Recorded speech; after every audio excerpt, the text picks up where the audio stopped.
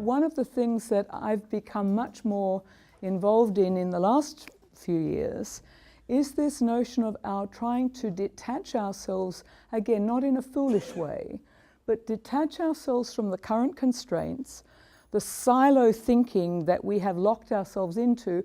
These things are not negatives in themselves, but they are an outcome of the way the global system has developed. And so we do have to find a way of bringing different players together. It's been mentioned in your own feedback that we have to develop new kinds of partnerships. We need to work in new ways. We need to be able to overcome the inherent resistance of leadership in various organizations who are fearful for their jobs. That in the UN system, some of us can stand back and say, well, why do we still have 3 organizations doing this? Wouldn't it be better if we had 1 organization?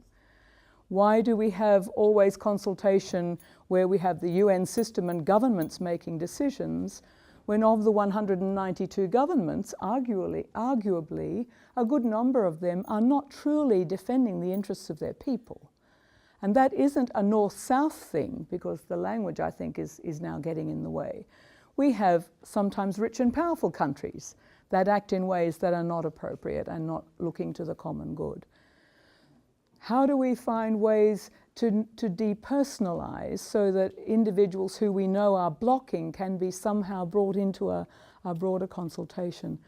And my answer to that in the Geneva space has been to experiment with this idea of futures thinking, where we step back from defending territory or turf or patch or opinion, because we are allowing ourselves the space to think, what would it be like in what would it be like, or what could it be like in 2030 or 2050? And remember, this is not a predictive science. This is not about forecasting what the future will be. It's looking at possibilities for the future.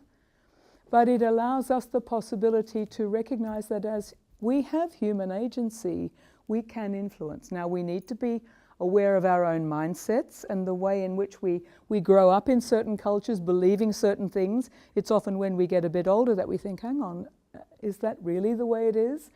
I think in all of those ways we have to be able to be mindful of our own prejudices and biases, smart and sensible about how the system works, but still allow us that space to say, is this how we want it to be? The Art of the Long View, there was a very good article written really obliging us to challenge short-term thinking. And when we go back to the governance issues and realize that many of our elected officials are more worried about staying in power than they are about making the decisions that are needed for 10, 15 or 20 years out, or they might even say, as my government says, oh, the budget process is only for 1 year. How can we seriously address these layers of complexity if we have a 1 or 3 or 5 year time frame? Even with Agenda 30, it's already 2016, things are really terribly close. So the Art of the Long View really compels us to think much longer term.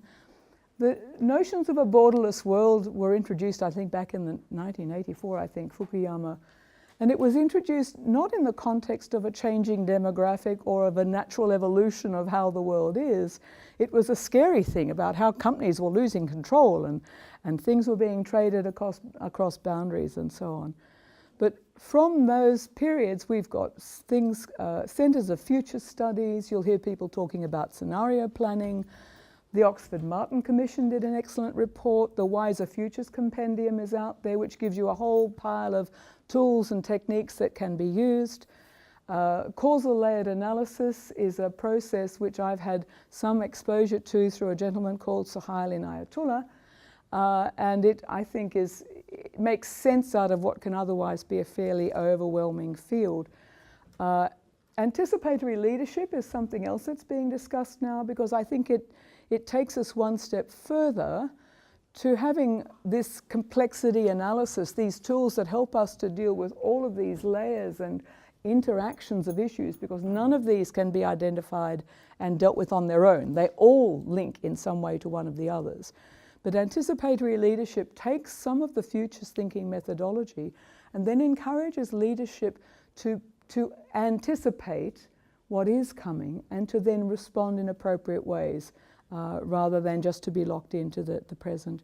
Strategic foresight is the word that I actually prefer to use, which is more to do with turning some of this into action. So Haile Ayatollah is a futurist who's based in Australia, and what he has done here after 30 years as a practitioner is to sort all of the tools, not all, but many of the tools and techniques, so that you actually have there a 6-pillar model that makes it easier to understand.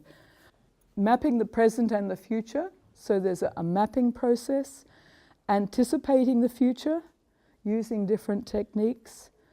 Timing, getting a sense of how the various trends are moving, at what speeds, in which directions. Deepening through a more extensive application of some of these techniques. Then moving into the creative part, which is to look about alternatives to the present. And the final part, which I regard to be probably the most important, which is the transforming piece.